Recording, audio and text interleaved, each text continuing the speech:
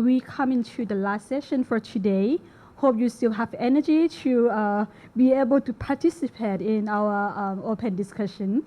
And I am going to start with try to wrapping up the theme that we have been discussed today. These two sessions, morning and afternoon. So I think we have discussed about the theme of decentering in the area of knowledge productions, which and understanding and interpretation in archaeology, in museum, and also in heritage studies. And then we have another area that we have a very intense discussed in this afternoon as well. So it is in the way that we the decentering practice in heritage. This is in practice, like a documentation that Apirada has present and Flopper has present this afternoon. So we come into like a two important area in the academic. So we cannot avoid to talk about the academic without saying about the practice outside the academic area. So there one speaker that haven't have chance to share her experience or background today yet. So we have a representative from the Siam Society, Dr. Leah Dr. Leah, and then she has something to say about her background, and then we can, after Leah finish her speech, we are going to open the discussion for the speakers that I think you have something that you want to highlight from your presentation and to discuss with other speakers today. So after Leah, I will open this platform for discussion, and you can open up the issue that you want to highlight. Yes. So now I'm going to Leah. Thank you, Dr. Good afternoon. This sounds quite familiar to me because a few years ago I was teaching in the program run by Ajahn Pojanok. She gave me the opportunity to teach some of her students, and I was very glad for the opportunity. So this is like a trip back home for me. We have heard today a lot about knowledge production, descent in the museum, artifact assessment, documentation. I want to take you away from a bit, shall we say, beyond that, to grassroots level, and share with you my experience of museum work, which involves the archives, the vaults, the bowels of the museum. So I deal with a lot of dusty documents. Sometimes there's bugs coming out of those folders that I inspect, but they're just as valuable to me as probably artifacts are to a lot of you.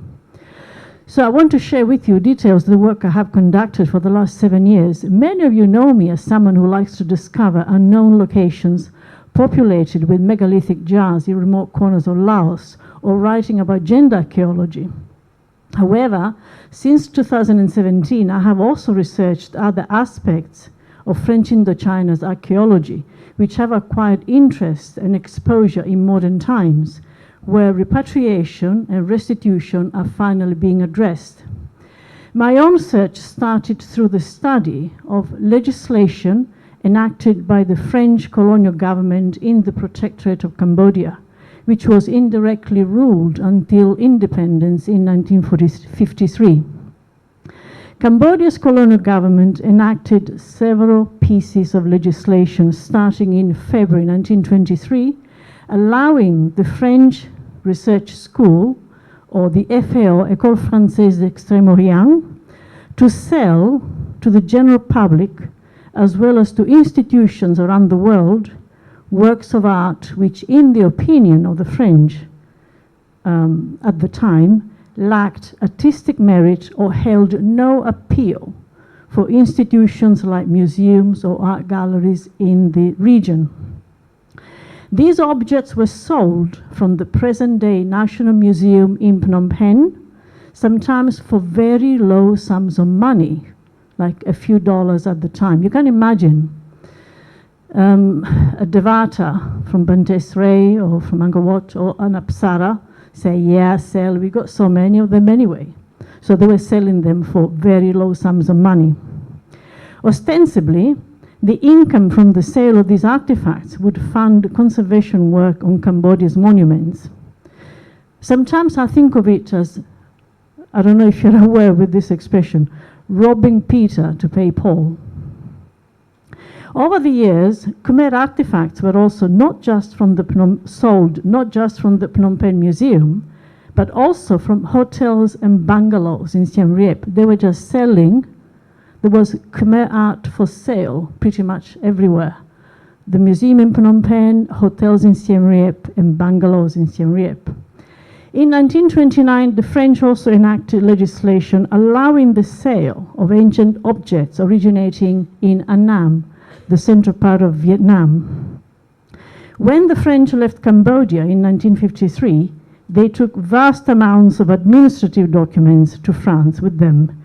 These documents have become difficult to access in recent years.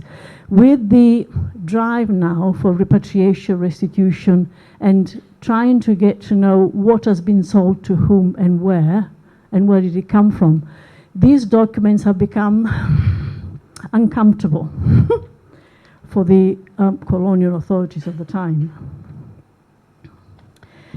However, last week I located a register of sales that connects fully with a piece of legislation passed in 1932.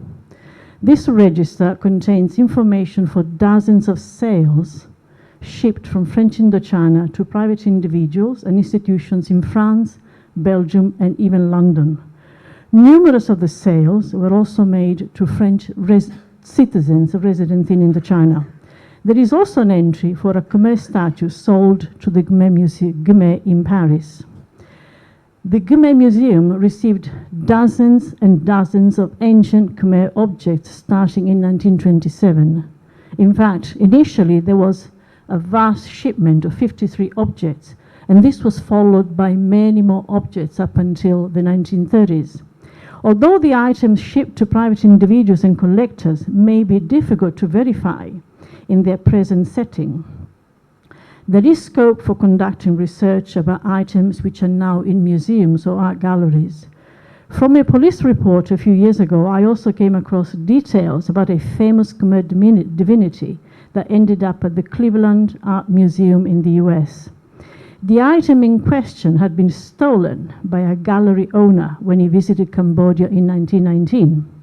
Shortly after, the Khmer divinity was on display in his Parisian gallery, and eventually it was acquired by the Cleveland Art Museum in 1923. In summary, information about misappropriated works of art and biased practices from the past is found in a variety of sources, including legislation, police reports, archives, and museum libraries. It is useful to remember that digitization is a slow and expensive process, and with the best will in the world, libraries, archives, and museums may never achieve 100% digitization of their paper records. It is our job to visit these places and record history before it is too late. We owe it to the colonized countries of Southeast Asia. We can decenter archaeology and museums by acquiring information about past transactions involving the cultural heritage and art treasures of Southeast Asia. Information is stored in dusty archives or museum libraries. We need to visit these places, document the information, and take appropriate action by building knowledge. Often, museum staff are unaware of what is in their vaults, including ancient registers. By making them aware of these hidden assets, we are decentering the museum and instituting some form of redress. This may not result in repatriation, but it can shift the focus away from Western or colonial bias.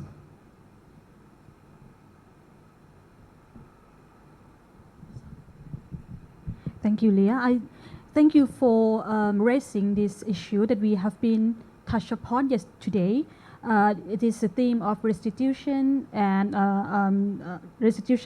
repatriation that is a very recent trend that you can see in all around the world, and this theme very close to the theme that we discussed today on decentering. So I would like to share our Heidi and I, we have involved in the theme of the, we talk about the restitution. So you can see restitution process involved in both interpretations, decentering, the decentering in the interpretations and also the practice of the repatriation. So first, when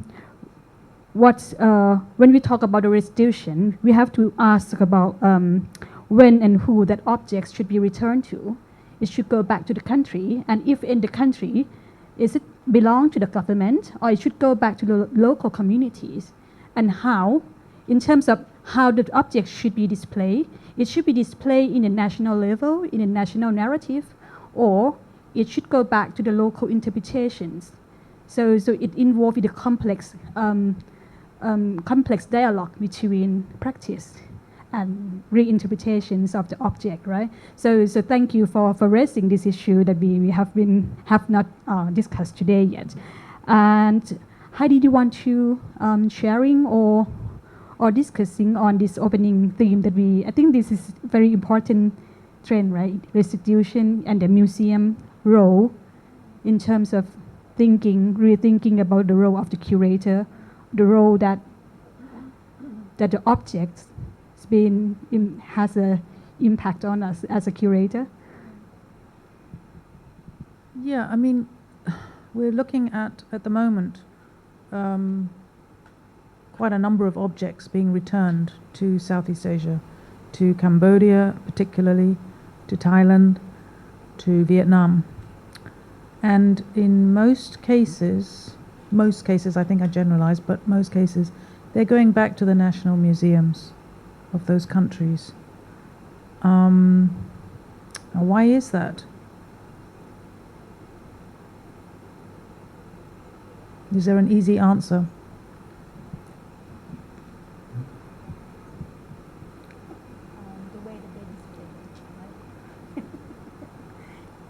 Well, you have to be able to take care of things as well as they were taken care of by the British Museum or whoever had them before, right? So we better make sure we have them in the National Museum, otherwise the world will think negatively about our ability to take care of those things when they come back. But those things, whose are those things originally? That is very good. You know, I was in Phnom Penh last week at the museum, and that was the week when there were some items on display following a large return of 70 objects from the US. And very often there are so many unanswered questions that make the task so difficult. The provenance, where did that object came from? It had been plundered, looted for money or for whatever. And very often the nation that receives back its own heritage, which was illegally obtained probably, they don't have the space. They don't know what to do with these items. Where are we going to put them? So initially some of those items go on display in the National Museum, and later they have to start really the spade work. Where did it come from? Where are we going to put it? Who is going to look after it? So returning the object is the beginning of the problem, if you like. It's a step in the right direction, but it does create a number of practical and logistical issues as well.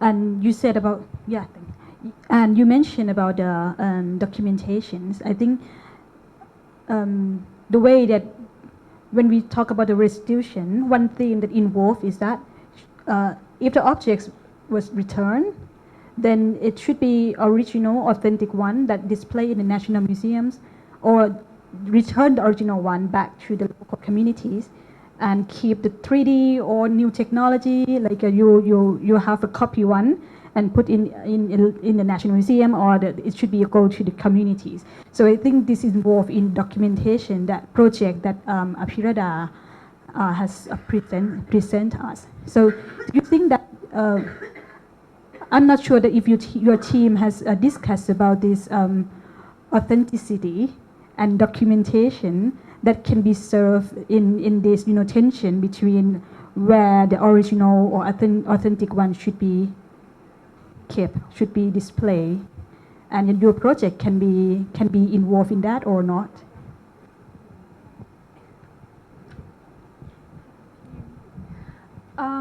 Yeah, well, out of Thailand's context, I think this has been discussed widely internationally. But for the project in Thailand, we didn't encounter like big scale restitution just yet. Mostly what we're dealing with is the local museum, and the national museum issue of course happens when we go to the local and then they say, oh, there has been the statue of like Hindu god found here, but it was removed to the national museum. We only have a replica here. We would like to have it back, but they didn't allow it. I think that one issue is also come from the law that create the practice for a long time, and we have to admit that the law that apply to the heritage management and artifact management to be exact is quite centralized, and we haven't looked into it. Even the practice, the government trying to soften that rules, but still budget-wise, resource-wise, still not really. We couldn't see a lot of development on that, and talking about restitution in a smaller scale, just particularly in Thailand, we do have this issue with local government that we still have to discuss this more openly. We haven't discussed. We have a discussion with the local people at the national, but they still not really solve any problem for the local. And the world today is quite upside down. It's different turnaround, where local people would like to keep their object with the context, which even they have a different way of interpret the object, the statue, but there's no one wrong with that. Like even they. So we have to be more considerate on this. Can I add to that? I want to add to her comment a little bit, because don't forget, several people in our audience are not from Thailand, and they may not be familiar with this law. And so she's speaking about a law in Thailand, maybe about 50 years already. I'm not even sure. There's a law in Thailand for many decades now that anything discovered in the country of cultural relevance or historical relevance, it's like a national treasure. And so if you're a farmer and you accidentally find some statue in your yard, it doesn't belong to you, it belongs to the state. And so in the past, the Thai government had a policy that they would come and they would take it from you, and they didn't owe you anything and they didn't have to pay you. And so this is what she is saying, it kind of created a little bit of a dichotomy in the rural society, where I'm not sure about other countries if they have the same or similar laws, but in Thailand, often when villagers find something of cultural significance, they kind of hoard it. They don't tell anyone, and they don't spread the news about it, because if they spread they find it on their land, they consider, this is mine, I'm going to keep it in my house. And they're worried that if word gets out about it, then the government officials will come and take it away from them. And I've actually found this is very interesting, because when I do my own field work, I find that, obviously I'm not Thai, right? And so when I do field work in rural areas of Thailand, I often find that villagers are very happy to share information with me, and they're happy to show me things. And then I'll say to them, yeah, you showed me this object. I've never seen it in a book. I've never seen it published anywhere. And they say, oh, yeah, representatives from the museum come here from time to time, and I don't tell them I have it. And I say, so why do you tell me? And they said, well, you don't work with the Thai government, so you're not going to take it away from me. And I think it creates this problem where where information doesn't get out. You know, there are finds, archaeological finds and historical finds that we just don't know about, and it's because of this. These days, the Thai government doesn't really strictly enforce this law. These days, many times, if there's artifacts at a temple, they'll leave it at a temple. If it's with private owners or on private land, they'll leave it there and just register it. But there's this deep insecurity in the minds of rural people from many decades ago when the government had a more hands-on approach to taking stuff away. Lintel, because that's a good, the Phnom lintel that went back to the temple. That's an example to follow, surely. What has been the result of that? Anything? The Phnom Rung lintel, I think you know the Phnom Rung lintel was returned back to Thailand around 20 years already, more than that, maybe 30 years already, and you might not know where is the original one is now. Some people said, oh, it's on the temple original place. I think no, it is in the museum. but the museum in the Phnom Rung National Park. The good thing is that, like, okay, at least the object returned back to the area that it was originated from. So right now it is in the museum that's next to the entrance of the Phnom Rung National Park. So we have discussed in our co-op team, our team to when we think about a restitution in practice. So this is a case that although the object returned back to the government as you know, the national treasure or national objects, artifacts, but then it's returned back to the regional area, at least regional museums. So maybe this is the fortune that the Phnom Rung is a national park. But then what about other artifacts? For example, the recent returning Nong Hong or other lintel, they are not returned back to the original temples, but yeah, the Thai government tried to put it in the regional local museum, regional national museums. So I think when we talk about the law, this is a theme, decentering, come back again, decentralize the state power. So that means not just keep everything in the central storage or central office hand. So it should go back somehow or in terms of working with the local authority, at least to try to think about returning object back to the local. Can I say that I think all the efforts in seeking repatriation, restitution, and going back to the country, what has been taken from them, one way or another, I think some cases are just not going to be fought. For instance, there is one particularly interesting case involving an exchange between the Vichy government in Cambodia around the time of World War II and the government in Cambodia, the French colonial government in Cambodia, made a big exchange with Imperial Japan, because at the time they were allies.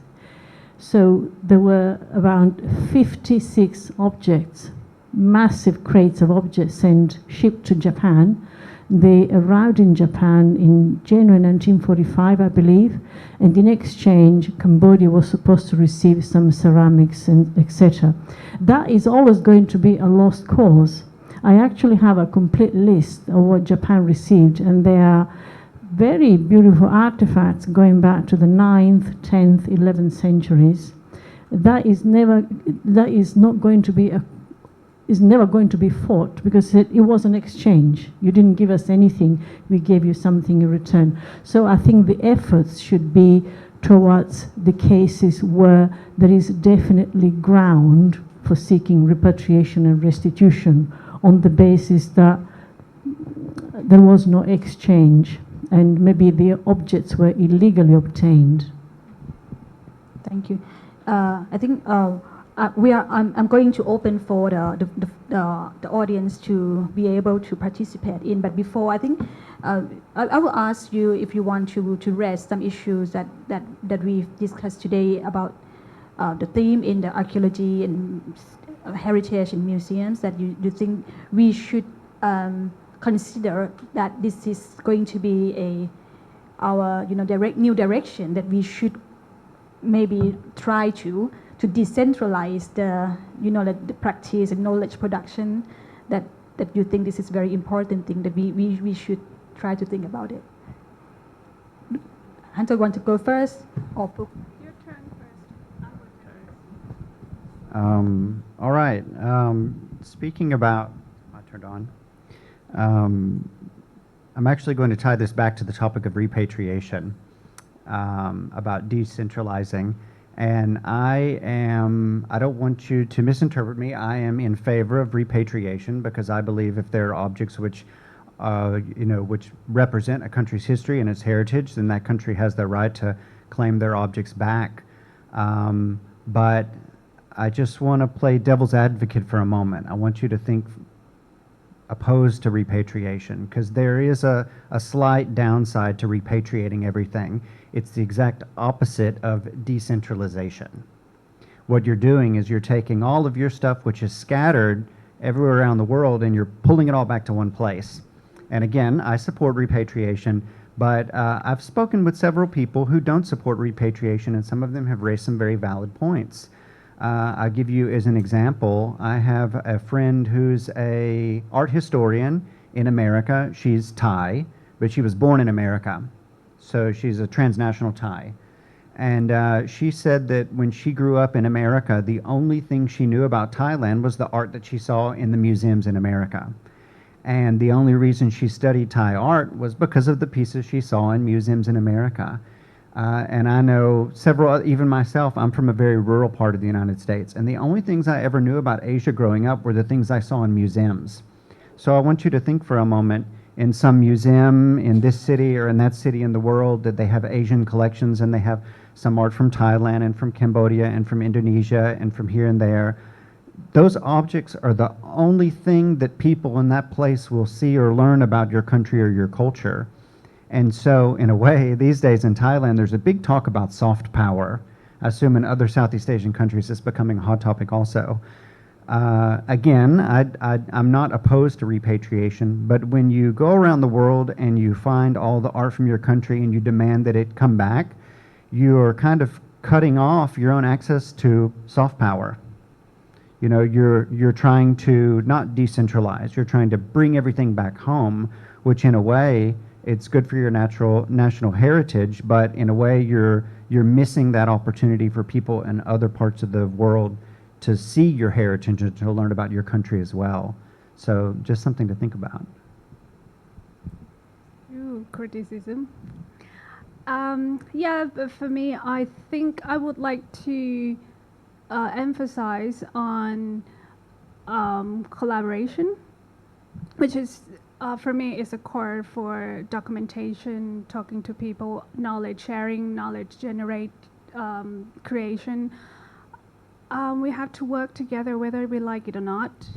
And when we criticize on something like Hunter also giving some idea that, you know, which is being critical is not always a negative thing. And I think we should raise that more in Thailand too. To hear more, to be more comfortable on something that we feel uncomfortable with. And this is how we create collaboration. And it helps you work with any institution. And also, I try to put this into a comprehensive word that we have to work with everyone, even the authority or the local people, or even they have an internal conflict. And at the same time, we have to convince stakeholders, especially the authority, to agree with us. I think us in this room, we are academic, so we understand each other. We know that what is the way forward that we would like to see in the future, but we can't keep this conversation in this room. We have to transfer this word, transfer this concept. You know, decentralized is not a new concept. It just needs a punch, quite a big one, to our stakeholders that, you know, world is changing, as I say it regularly. The government itself has to be more transparent in working with academic, public, local people. That's we have to convince them. This is something, if the government is going to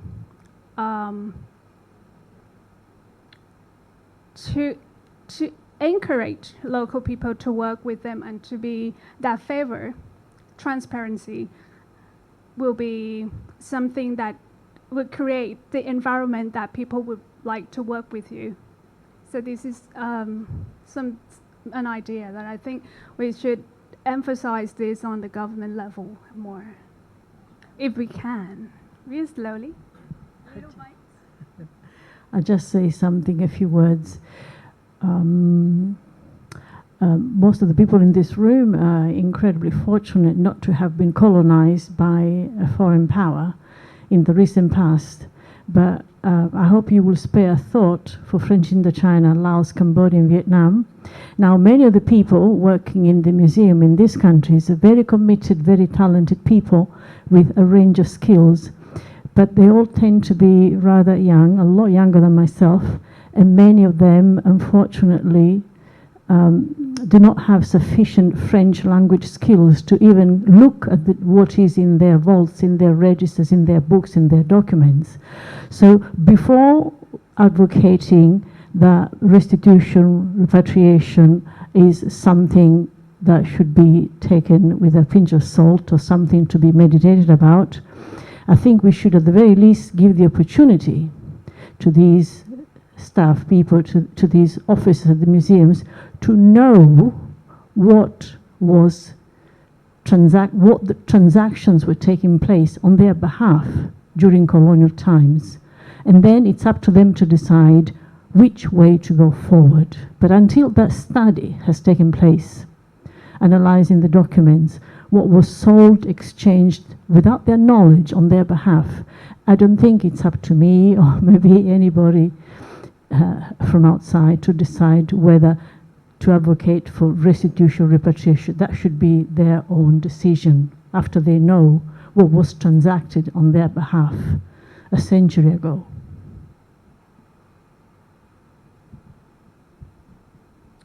Well, just very briefly, for me at the moment, I'm questioning what is co-research. What is it? Is it something different from collaboration? Could it be something different from collaboration? When you say you truly listen to what local people have to say, what does it require of us as academics in order to truly listen? What is it we take with us into the field from academia, and what is it that we leave behind? It always seems to me very extractive kind of process, which is what happened during colonial times. We go out, we're looking for data collection, we want to collect data to populate our database, that kind of thing. And it sometimes feels really extractive. And the relationship with local people sometimes feels very, what's the word? Unequal somehow. So that's what I'm just grappling with at the moment and just trying to think how to approach it. Sorry, it's getting heat up. I totally agree. And it just reminds me of something that I've learned from recently. There's other field outside of archaeology and heritage. The researcher starting to be absent from the publication. They use the name of the local people who gives them the information to be the author of that publication or research instead of themselves. They are at the back of that research. So this is quite interesting. But I don't know how it's going to go forward. Just observing that is something like this happen, which is quite interesting.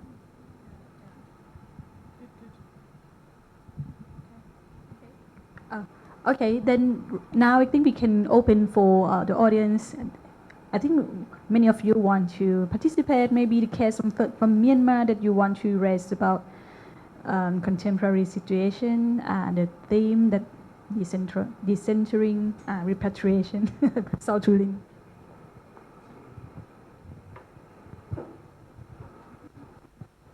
So for the repatriations, I totally agree with Hunter's points of view. I think what we call is like cultural internationalism. So like people around the world should like share or respect, the cultures of other countries and each other. So from that point of view, I think like for some kinds of artifacts or objects should be repatriated to the original countries, and for some kinds of objects or artifacts that should not be repatriated to the original country. For example, like the very common objects like voting tablets or some kinds of statues or something like that, we shouldn't repatriate to the certain country, because the other part of the world, the other people from the other part of the world, they should know or learn about this kind of object, because they never seen this before. But I think most of the countries around the world, their law is like more like focusing on the cultural nationalism, all the archaeological objects in our country owned by our peoples and should be returned to our own nations or something like that. So we should encourage every government about the concept of cultural internationalism, and should make awareness to our own governments, or that is I think the academic roles of every nation.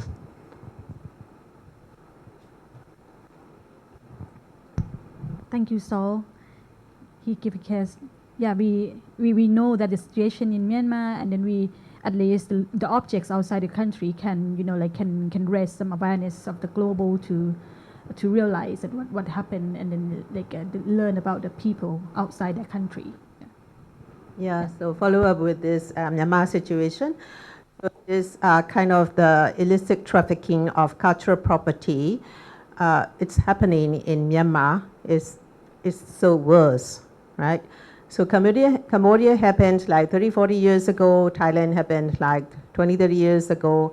But now the most problematic issue is happened in Myanmar. So a lot of cultural objects from Myanmar were stolen or were looted, are being looted. And they are being sold in Bangkok officially, legally. So how do we address these kind of problems? Because so far as I know, Thailand never rectified the 1970 convention yet. So according to Thailand's law, so all the natural properties cannot be imported or exported, but other countries, the heritage, can be imported or exported legally. So Thailand is the window for this illicit trafficking of cultural objects from Myanmar. So how can we address with these? When we are talking about this repatriation and things like that, and we cannot forget we shouldn't leave about the Myanmar situation in the meantime. So for example, like in the river city, you can see the masterpieces of the Myanmar cultural objects. And then what are we going to do? And also in the museums, both in national museums and professional museums and other museums, we can see a lot of Burmese objects, Myanmar objects. Okay, in the meantime, due to the instability of Myanmar situation, we are pleased that these objects are kept in the museums in Thailand.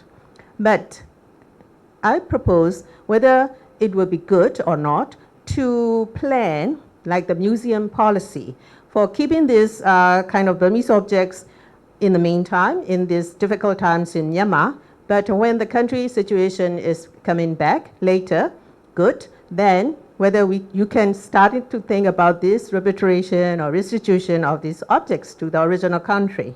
So this is one point. And the second point is for the academic people here. And then what do you think of this kind of this, I don't want to say that supporting, but it's a kind of supporting the illegal trafficking, illicit trafficking of these cultural objects from Myanmar is happening here. So sorry to say that, but it is a kind of supporting. So how do we stop it? So these are my two questions. Thank you.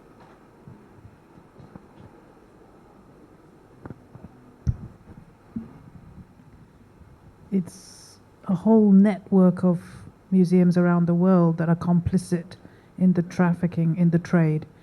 They are working on the demand side, and the looters are working on the supply side. And so it's my museum in Singapore I worked for. I was complicit as a curator, building up Southeast Asian collections for Singapore. We have friends who work in the Met and in Smithsonian and many big museums around the world who are, well, they have put curbs on developing their collections, but you know, it has been a very complex network, I would say. I think Singapore and Bangkok are ports in free trade. Well, I don't know about Bangkok, but Singapore has a free trade port. We are the conduits for this region for things to leak out into the wider world and the markets. So actually, your friends, good friends who work in museums in other parts of the world, actually go and question them. Are you still buying for your museum?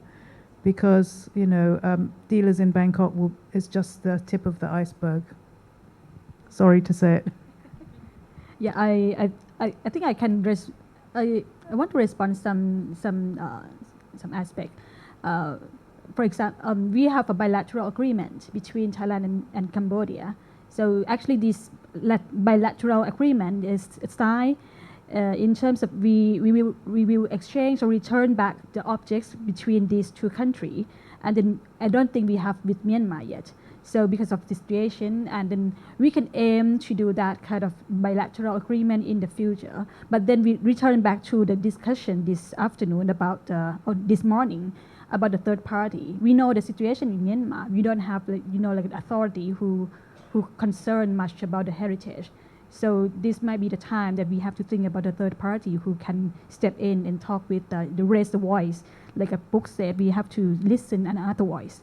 Like we should like recognize other organization which is not represent for the authority in this situation to be step in and talk about the heritage, and then what should we think about the heritage assessment or impact assessment on the heritage and the future collaboration between countries, not just a national level in this situation.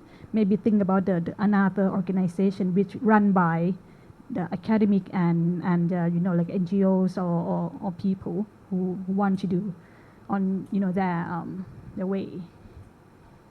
Do you want to respond on this situation, Hunter? No? Okay. Yeah.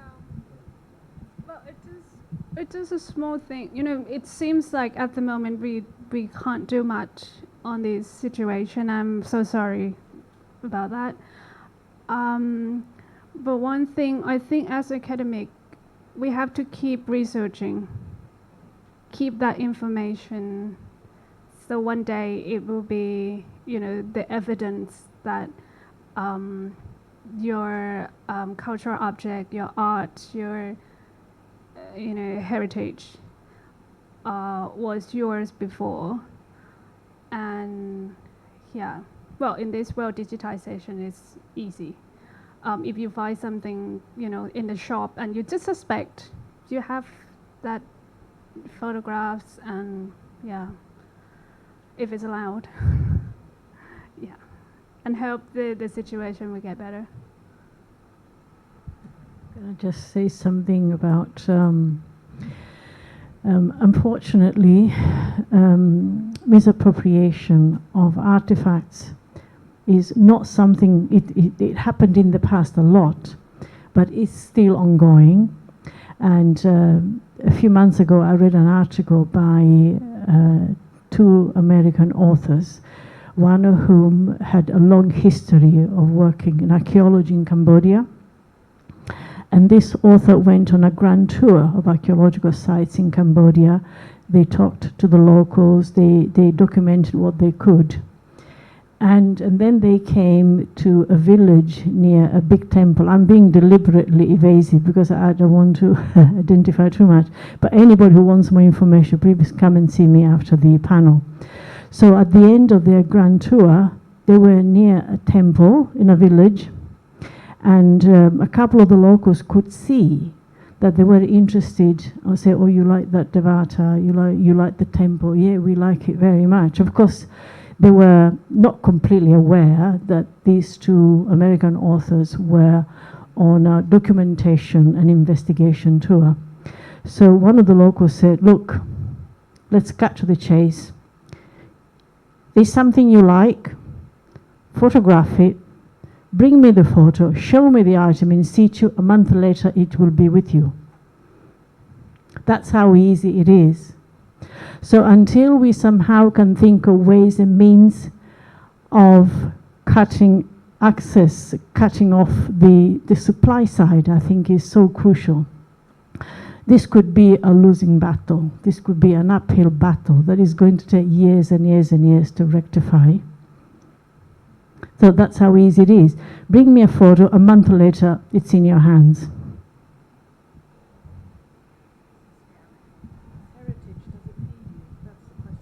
Yeah, back to your question.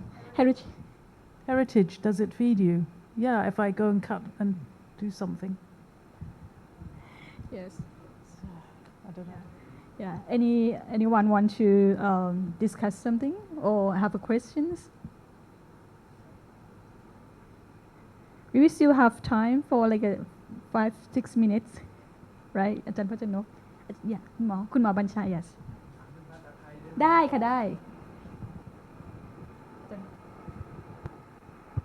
ขออนุญาตใช้ภาษาไทยมีประเด็นหนึ่งที่ผมรู้สึกว่ามันไปตัดความรู้สึกมีส่วนร่วมของชาวบ้านออกจากสิ่งที่เรียกว่ามรดกก็คือการที่ไปมองวัตถุทั้งหลายเนี่ยเป็น artifacts เช่นรูปเคารพทั้งหลายเนี่ยถูก treat เมื่อรัฐเอามาเป็นวัตถุวัฒนธรรมเพื่อเอามาจัดแสดงเนี่ยห้ามเคารพห้ามบูชาแล้วก็เอาของปลอมไปให้ทำให้ไอ้ linkage ของโบราณสถานจำนวนมากเนี่ยถูกทิ้งให้เป็นสถานที่ร้างทันทีหลังจากเดิมเนี่ยเคยเป็นที่ศักดิ์สิทธิ์อย่างเช่นเขาพระนารายณ์ที่เขาศรีวิชัยหรือที่ไหนก็ตามลองไปถามชาวบ้านดูเดิมมันเคยเป็นที่ศักดิ์สิทธิ์ทั้งนั้นแต่เมื่อรัฐใช้กรอบความคิดแบบตะวันตกคือ artifacts คือ museum คือ heritage คือ national heritage แล้วก็ follow this way ตลอดมาเนี่ย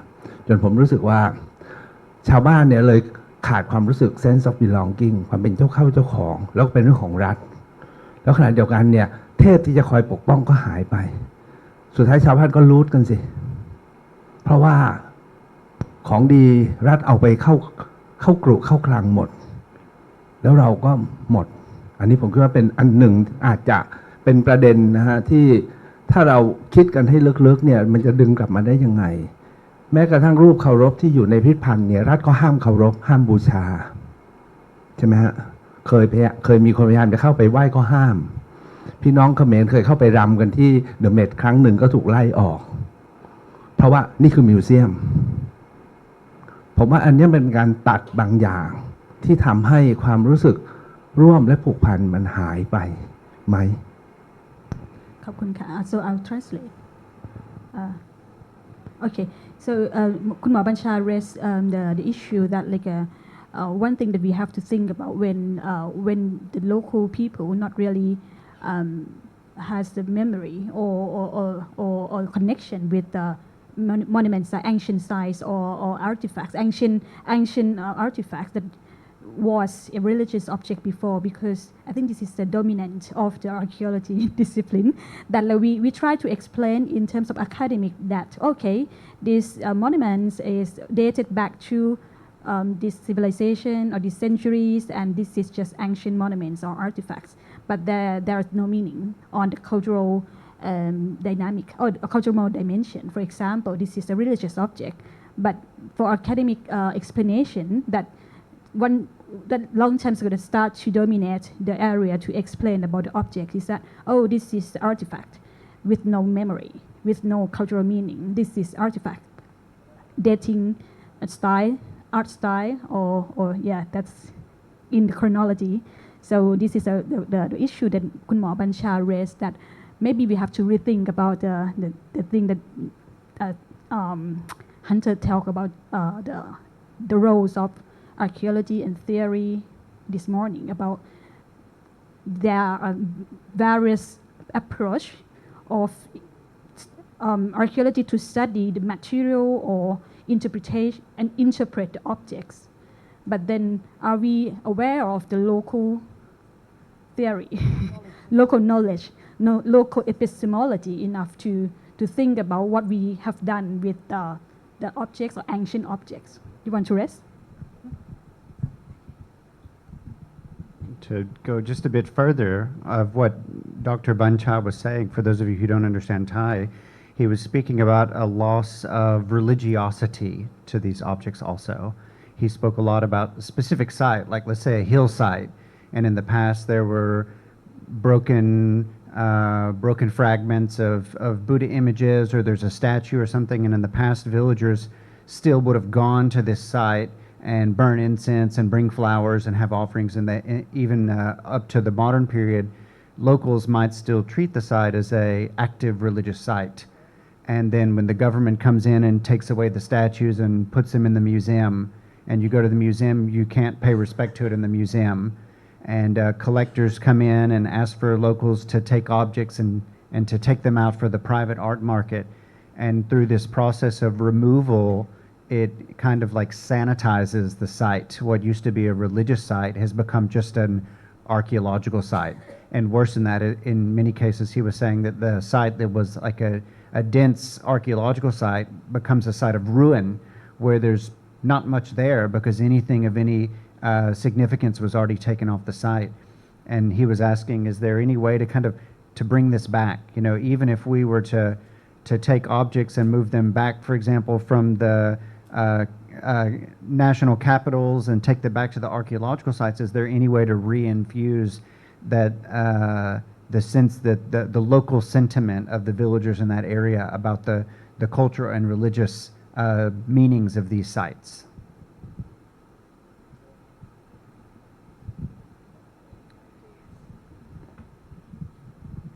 I wonder if to some extent this has become a circular argument, because maybe the reason why some of those religious objects or ancient artifacts disappeared, it's because they were easy to misappropriate, for the locals to detach them and sell them on. And now maybe the government's museums are reluctant to put them back for fear that they may disappear again. So maybe this has become a circular argument. There's no maybe about it. That's a for certain. I'll give you, for example, in Cambodia, there is the Angkor Conservation.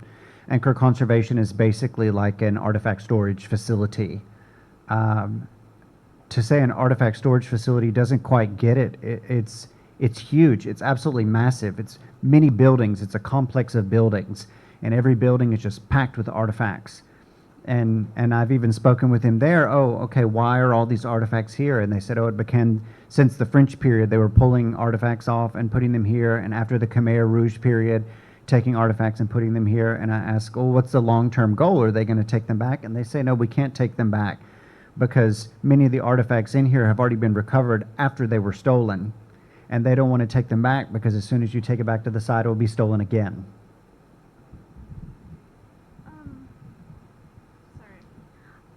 This is just reminding me of when I work with the temples. It's not about the item that taken from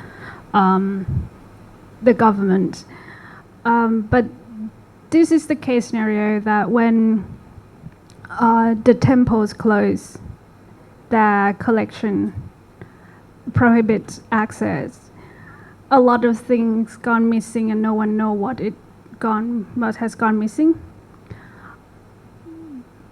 But when the museum decide to open it, document it, have photograph, have the local people knows that this item is from this temple, this collection, and the villager themselves are the guardians of that heritage, of that item, of that object, whatever it is. And I think we shouldn't go forward with fear of losing it. But if it's already been in the National Museum, for example, it has been studied. Everybody knows that it's from where, and it's belonged to, it had a solid information. That's what I would like to say. And if someone trying to take it away, they will get caught. There's a case in Ayutthaya where the old Buddha image was taken from one of the temple, and the villager has the temple, has the photograph of it. And when they tell the police to find this statue, the police can go, very quickly because it's not a small piece of object, it's a huge statue, not easy to move. So then when you have information to back you up that you have this in your possession, and it will be easy to find. Easier, not easy. And I think, we shouldn't fear of losing it. And security is something that we have to improve, not just stay with it. Yeah, I know that I said we have to feel comfortable in what we're not comfortable with, but this shouldn't apply to this case. If we think security is the problem, fix it, right? So what is the problem? Fix it. Not just, this is the problem, so we're gonna limit your access because this problem happened. It's not our fault. We want to have access, and it's your job to have accessibility, to provide it for us, right? This is something. When I think about, so you're saying don't have fear, but I'm still trying to think about Dr. Bancha's perspective that you wouldn't want to take a statue and take it back up on the hill and leave it on the site. And so maybe the answer is something more like localized museums, like temple museums or something. Like if there is an effort to decentralize, but it still needs to be not back at the original archaeological sites, but in the area, in the hands of locals, in a place that is secured or something like that. And security in the sense that it has a lot of methods that you can have security improve. It could be either people or CCTV, quite cheap these days. And there's so many ways to have security. Just say one thing very quickly. I do advocate for the misappropriated items to come back. I think many of us in this room have been to Bantesrei, the beautiful temple, 10th century temple in Cambodia. Well, the story goes that now we go around and the temple it was beautiful and it is beautiful now. But were it not for the actions of one individual, 100 years ago, now there would be 7 gaps in the temple. Because Andre Maro tried to steal and take out of the country 5 devatas and 2 votive tablets. He was intercepted in December 1923, and finally in 1931 those 7 artifacts were reinstalled in the museum through anastylosis by Henri Marchal. So now we look, isn't this temple beautiful? Yes, but because one person intercepted these items and put his life on the line, more or less, to stop these artifacts from leaving Cambodia and going some wealthy collectors, probably to North America. So I think everybody has to be vigilant and try not to to stop these items from leaving the country, because you may never see them again. Thank you. So I think we come to the end of our session. I would like to close this session by responding to Dr. Bancha and bring our decentering practice and knowledge production to the end. So I think we have discussed about the security and how can we protect, and then what about village, what about the local. So in this process, they come with, we will have a knowledge that come to explain this artifact, this monument in one way as academic. And then you have a local people or local communities that maybe they reinterpret that site in their own way. So we should allow that local interpretation to the sites, as allow them to think about or to explain the site in their voice. So this will bring will bring the local to became a stakeholders, as you say, stakeholder who look after and then protect the site, even though this not might fit to our interpretation as academic. But we have to try to have a dialogue or at least conversation with them and try to find the balance. And then I think this is a way that we have local communities and then within the heritage management and also interpretation, and this is sustained for the sites and archaeological sites and historical sites. Yeah. So thank you very much everyone for being with us until the end of this first day, and then we hope that tomorrow you will be here as well for the another days of conference. Ajahn Pujanok, do you want to close? Thank you, the moderator and all speakers, and thank you, the audience, for being with us until the end. And hope to see you tomorrow. We'll start at 9:30. Tomorrow we'll be in Thai, and if you're interested in some papers, in case you don't read or you don't speak Thai, you are welcome to come, and you may exchange or carry on with whatever issues that you like to discuss. And hope to see you all tomorrow. Thank you very much for today, and thank you.